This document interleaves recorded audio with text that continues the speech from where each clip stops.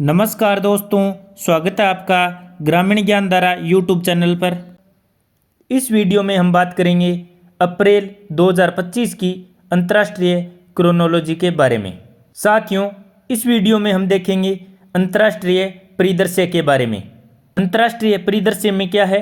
New Zealand के प्रधानमंत्री की भारत यात्रा, मॉरिशस के राष्ट्रीय दिवस समारोह के मुख्य अतिथि कौन बने हैं? प्रधानमंत्री नरेंद्र मोदी। इसके बारे में यूरोपीय आयोग की अध्यक्ष की भारत यात्रा, विश्व हैप्पीनेस रिपोर्ट 2025, विश्व वायु गुणवत्ता रिपोर्ट 2024, वैश्विक जलवायु स्थिति रिपोर्ट 2024 और वैश्विक मुक्त भाषण सूचकांक के बारे में। आइए दोस्तों, शुरू करते हैं पहले टॉपिक से, न्यूजीलैंड के प्रधानमंत्री की भारत यात्रा। न्यूजीलैंड के प्रधानमंत्री कौन है? Christopher Luxon. वो अपने उच्च स्तरीय प्रतिनिधिमंडल के साथ 16 से 20 मार्च 2025 को भारत की आधिकारिक यात्रा पर आए थे। लक्सन की यह यात्रा वर्ष 2016 के बाद न्यूजीलैंड के किसी प्रधानमंत्री की पहली भारत यात्रा है। इस यात्रा के दौरान प्रधानमंत्री नरेंद्र मोदी, राष्ट्रपति द्रौपदी मुर्मू, विदेश मंत्री डॉक्टर एस जयशंकर के साथ वार्ता के अलावा अन्य पदाधिकारियों से भी मुलाकात की। यात्रा के दौरान फोकस के बिंदु क्या रहे? शिक्षा, प्रौद्योगिकी, पर्यटन, निवेश, मैन्युफैक्चरिंग, खाद्य, कृषि। प्रधानमंत्री लक्सन ने रायसीना डायलॉग 2025 के 10वें संस्करण में मुख्य अतिथि के रूप में भाग लिया। रायसीना डायलॉग 2016 से नई दिल्ली में प्रतिवर्ष आयोजित होने वाला एक बहुपक्षीय सम्मेलन है। ओब्जर रिसर्च फाउंडेशन ORF भारतीय विदेश मंत्रालय के साथ इसे आयोजित करता है। घोषणाएं क्या रही? FTA पर वार्ता शुरू करने का निर्णय लिया। न्यूजीलैंड हिंद प्रशांत ओशन स्पेल, IPOI और CDRI यानी आपदा रोधी अवसंरचना गठबंधन का सदस्य बना। बहुत ही इम्पोर्टेंट, हिंद प्रशांत ओशन स्पेल और CDRI का सदस्य कौन बना है? न्यूजीलैंड। भारत और न्यूजीलैंड के बीच खेल संपर्क के 100 वर्षों के उपलक्ष्य में 2026 में खेल एकता कार्यक्रम आयोजित किया जाएगा। तो खेल एकता कार्यक्रम 2026 में कौन से दो देश करेंगे? भारत और न्यूजीलैंड। अब हम देखते हैं प्रमुख समझौतों के बारे में। न्यूजीलैंड के प्रधानमंत्री की इस यात्रा के दौरान दोनों देशों के बीच रक्षा, शिक्षा, खेल, बागवानी, वानिकी क्षेत्र में कई समझौते किए गए। अगला टॉपिक, मॉरिशस के राष्ट्रीय दिवस समारोह के मुख्य अतिथि बने प्रधानमंत्री नरेंद्र मोदी। साथियों, 11 से 12 मार्च 2025 को मॉरिशस की 2 दिवसीय राजकीय यात्रा पर प्रधानमंत्री नरेंद्र मोदी गए थे। 2015 के बाद यह उनकी दूसरी मॉरिशस की यात्रा थी। 57वां राष्ट्रीय दिवस समारोह था। इस यात्रा के दौरान मॉरिशस के राष्ट्रपति धर्मवीर गोकुल ने प्रधानमंत्री मोदी को मॉरिशस का सर्वोच्च नागरिक सम्मान दिया। मॉरिशस के सर्वोच्च नागरिक सम्मान का क्या नाम है? Grand commander of the order of the star and की ऑफ द इंडियन ओशन। इस यात्रा के दौरान मोदी जी ने मॉरिशस के प्रधानमंत्री नवीन चंद्र रामगुलाम और वहां के राष्ट्रपति धर्मवीर गोकुल के साथ द्विपक्षीय वार्ता में भाग लिया। समुद्री सुरक्षा, बुनियादी ढांचे, वाणिज्य और क्षमता निर्माण जैसे मुद्दों पर दोनों देशों ने समझौता किया। प्रधानमंत्री मोदी की यह मॉरिशस यात्रा सागर विजन यानी security and growth for all in the region को रेखांकित करती है, जो हिंद महासागर क्षेत्र में सहयोग और विकास पर केंद्रित है। प्रधानमंत्री मोदी और मॉरिशस के प्रधानमंत्री रामगुलाम ने मॉरिशस के रेडुइट में अटल बिहारी वाजपेयी लोक सेवा एवं नवाचार संस्थान और 20 परियोजनाओं का संयुक्त रूप से उद्घाटन किया। प्रधानमंत्री ने मॉरिशस में पवित्र गंगा तालाब का दौरा किया, वहां महाकुंभ का पवित्र जल अर्पित किया। भारत ने प्रवासी भारतीयों की 7वीं पीढ़ी को OCI यानी overseas citizen of India card की पात्रता प्रदान करने का निर्णय लिया। एक विशेष सम्मान के रूप में प्रधानमंत्री ने राष्ट्रपति गोकुल और प्रथम महिला वृंदा गोकुल को OCI कार्ड सौंपे। अब बढ़ते हैं अगले टॉपिक की तरफ, यूरोपीय आयोग यानी यूरोपीय यूनियन की अध्यक्ष की भारत यात्रा। यूरोपीय यूनियन की अध्यक्ष कौन है? अर्सुला वॉन डेर लेयेन। ये 27 से 28 फरवरी 2025 को भारत की आधिकारिक यात्रा पर रहीं। इनके साथ यूरोपीय संघ कॉलेज ऑफ कमिश्नर्स भी भारत आए, जो उनकी पहली सामूहिक यात्रा थी। यह यूरोपीय संघ के आयुक्तों के कॉलेज की पहली भारतीय यात्रा थी। अर्सुला वोन की 3 वर्ष में यह तीसरी यात्रा थी। यह पहले अप्रैल 2022 में, फिर सितंबर 2023 में और उसके बाद फरवरी 2025 में भारत आई। सितंबर 2023 में G20 नेताओं के शिखर सम्मेलन में भाग लेने के लिए भारत आई थी। इस यात्रा के दौरान TTC भारतीय यूरोप संघ व्यापार एवं प्रौद्योगिकी परिषद की दूसरी मंत्री स्तरीय बैठक तथा यूरोपीय आयुक्तों और भारतीय समकक्षों के बीच द्विपक्षीय मंत्री स्तरीय बैठक भी आयोजित की गई। सुरक्षित और विश्वसनीय दूरसंचार लचीली आपूर्ति श्रृंखला बनाने के लिए भारत ने 6G गठबंधन और यूरोपीय संघ 6G नेटवर्क और सेवा उद्योग संघ के बीच समझौता ज्ञापन पर हस्ताक्षर किए। द्विपक्षीय वार्ता में मुक्त व्यापार समझौता FTA पर चल रही वार्ता की प्रगति की समीक्षा की थी।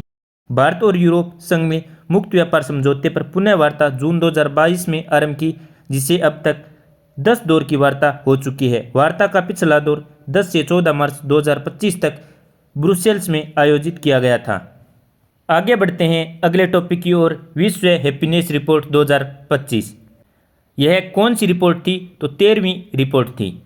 कब जारी की गई? 20 मार्च 2025 को। टोटल कितने देश शामिल किए गए? 147 देश। सर्वाधिक अंक प्राप्त करके उच्च स्थान पर कौन रहा? फिनलैंड 7.736 अंक के साथ। यह लगातार 8वां वर्ष है जब खुशहाली के मामले में फिनलैंड शीर्ष पर रहा है, यानी लगातार 8वीं बार रहा है फिनलैंड वैश्विक हैप्पीनेस रिपोर्ट में शीर्ष स्थान पर। और 2 नंबर पर डेनमार्क। सर्वाधिक खराब स्थिति किसकी है? अफगानिस्तान की। कितवां स्थान है? 147वां, 1.364 अंक के साथ। भारत का कौन सा स्थान है? भारत का 118वां स्थान है और भारत के अंक कितने हैं? 4.389। 2024 में भारत का कौन सा स्थान था? 126वां स्थान और 2025 में सुधार होकर कितना हो गया है? 118वां स्थान। पड़ोसी देशों की तुलना में भारत अभी भी पीछे है। पाकिस्तान को 109वां स्थान दिया है। ये पता नहीं किस तरह से अपनी रिपोर्ट निकालते हैं। पाकिस्तान को कौन सा स्थान दिया है? 109वां। चीन को 68वां, नेपाल को 92वां, म्यांमार को 126वां, श्रीलंका को 133वां, बांग्लादेश को 134वां, अफगानिस्तान को 147वां।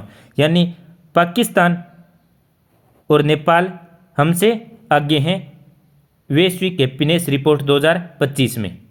विश्व हैप्पीनेस रिपोर्ट क्या है? एक वार्षिक प्रकाशन है। गैलप वर्ल्ड पोल डेटा पर आधारित है। 6 प्रमुख कारक हैं खुशी नापने के लिए। GDP पर कैपिटा यानी प्रति व्यक्ति सकल घरेलू उत्पाद, सामाजिक समर्थन यानी सोशल सपोर्ट, स्वस्थ जीवन प्रत्याशा, जीवन विकल्प चुनने की स्वतंत्रता, उदारता, भ्रष्टाचार की धारणा। यह रिपोर्ट कौन प्रकाशित करता है? संयुक्त राष्ट्र सतत विकास समाधान नेटवर्क। विश्व वायु गुणवत्ता रिपोर्ट 2024 किसने जारी की? IQ एयर ने। IQ एयर क्या है? Swiss company. इनकी 7वीं वायु गुणवत्ता रिपोर्ट है। कब जारी की गई? 11 मार्च 2025 को। इसमें कुल कितने देश शामिल किए गए? 138 देश। 40,000 से अधिक वायु गुणवत्ता निगरानी स्टेशन से विश्लेषण किया गया। विश्व के केवल 17% शहरी विश्व स्वास्थ्य संगठन के वायु प्रदूषण संबंधी दिशा निर्देशों को पूरा करते हैं। विश्व के 7 देश Australia, Bahamas, Barbados, Estonia, Grenada, Iceland और न्यूजीलैंड ने विश्व स्वास्थ्य संगठन के वार्षिक औसत PM 2.5 दिशा निर्देश 5 माइक्रोग्राम प्रति घन मीटर को पूरा किया है। ओशिनिया दुनिया का सबसे स्वच्छ क्षेत्र है। 2024 में सबसे 5 प्रदूषित देश हैं: चाड, बांग्लादेश, पाकिस्तान, कांगो लोकतांत्रिक गणराज्य और भारत। विश्व स्वास्थ्य संगठन के PM 2.5 वार्षिक दिशा निर्देशों से 10 गुना से इन सभी का प्रदूषण अधिक है। 2024 का सबसे प्रदूषित महानगरीय क्षेत्र बन्नीराहट भारत का। इसकी सांद्रता कितनी है? PM 2.5 की 128.2। सबसे स्वच्छ महानगरीय क्षेत्र मायाग्यूज प्यूर्टो रिको। सबसे प्रदूषित राष्ट्रीय राजधानी दिल्ली है। लगातार छठे वर्ष यह सबसे प्रदूषित राजधानी के रूप में बनी हुई है। भारत दुनिया का 5वां सबसे प्रदूषित देश है। दिल्ली विश्व की सर्वाधिक प्रदूषित राजधानी है। विश्व के 20 सबसे प्रदूषित शहरों में से 13 भारत के हैं। विश्व के 10 सर्वाधिक प्रदूषित शहरों में से 6 भारत के हैं। अगली रिपोर्ट देखते हैं दोस्तों, वैश्विक जलवायु स्थिति रिपोर्ट 2024 विश्व मौसम विज्ञान संगठन द्वारा जारी की गई, यानी WMO जारी करता है। क्या वैश्विक जलवायु स्थिति रिपोर्ट 2024 कब जारी की गई? 19 मार्च 2025 को। इस रिपोर्ट के अनुसार वर्ष 2024 इतिहास का सबसे गर्म वर्ष हो सकता है। वैश्विक औसत सतह का तापमान पूर्व औद्योगिक युग की तुलना में 1.55 डिग्री सेल्सियस अधिक है। रिपोर्ट के प्रमुख बिंदु क्या हैं? पेरिस समझौते की 1.5 डिग्री सेल्सियस सीमा के करीब पहुंच रहा है वैश्विक तापमान। दीर्घकालिक वैश्विक तापमान वृद्धि 1.34 से 1.41 डिग्री सेल्सियस के बीच है। महासागरीय तापमान भी रिकॉर्ड ऊंचाई पर पहुंच गया है। महासागरीय वैश्विक उष्मा का 90% अवशोषित करते हैं। वर्ष 2024 के आंकड़ों के अनुसार समुद्री उष्मा पिछले 65 वर्षों के अपने उच्चतम स्तर पर है। समुद्र अब 1960 से 2005 की अवधि की तुलना में दोगुनी गति से गर्म हो रहे हैं। महासागरों में pH का स्तर गिर रहा है।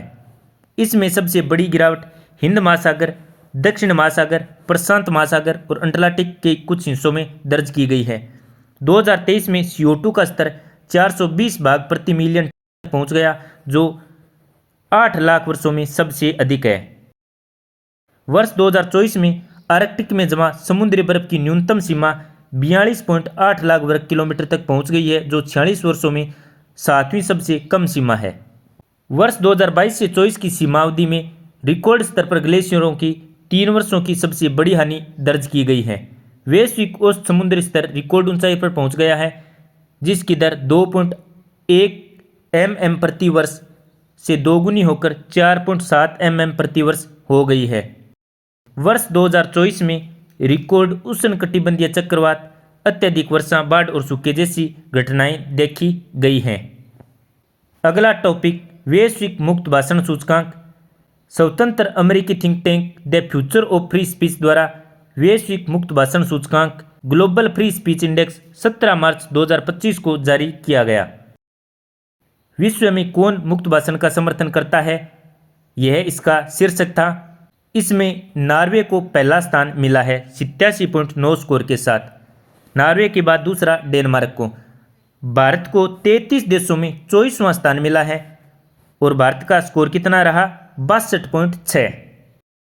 रिपोर्ट में भारत को हंगरी और वेनेजुएला की तरह लोकतांत्रिक पतन का सामना कर रहे देशों के रूप में चिन्हित किया गया है। यहाँ सैद्धांतिक रूप से अभिव्यक्ति की स्वतंत्रता के कानून मौजूद है, किंतु उनका प्रवर्तन कमजोर है।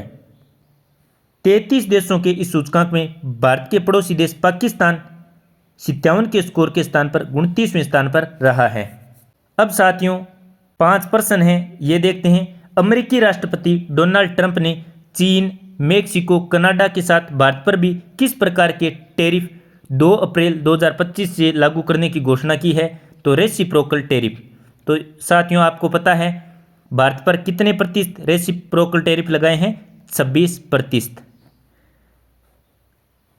अगला प्रश्न, राष्ट्रपति डोनाल्ड ट्रंप ने अमेरिका के 250 वर्ष के इतिहास में पहली बार किस भाषा को देश की आधिकारिक भाषा घोषित कर दिया है? तो सही उत्तर होगा अंग्रेजी को। अगला प्रश्न, समुद्री डिजिटलीकरण और कार्बन उत्सर्जन में कमी लाने पर सहयोग करने के लिए भारत ने किस देश के साथ एक आशय पत्र LOI पर हस्ताक्षर किए हैं? तो सही उत्तर होगा सिंगापुर के साथ। अगला प्रश्न, अमेरिकी ऊर्जा विभाग ने किस देश को संवेदनशील देश की सूची में शामिल किया है? तो सही उत्तर होगा दक्षिणी कोरिया को। अगला प्रश्न, बांग्लादेश में शेख हसीना को सत्ता से हटाने वाले छात्र संगठनों ने किस नाम से एक पार्टी लॉन्च की है? तो सही उत्तर होगा जातीय नागरिक पार्टी। साथियों अंतर्राष्ट्रीय परिदृश्य में इतना ही। अगले वीडियो में देखेंगे हम राष्ट्रीय परिदृश्य के बारे में। आपको वीडियो कैसा लगा नीचे कमेंट में अवश्य बताएं। यदि आपने अभी तक YouTube चैनल सब्सक्राइब नहीं किया है तो सब्सक्राइब अवश्य करें। धन्यवाद। जय हिंद, जय भारत।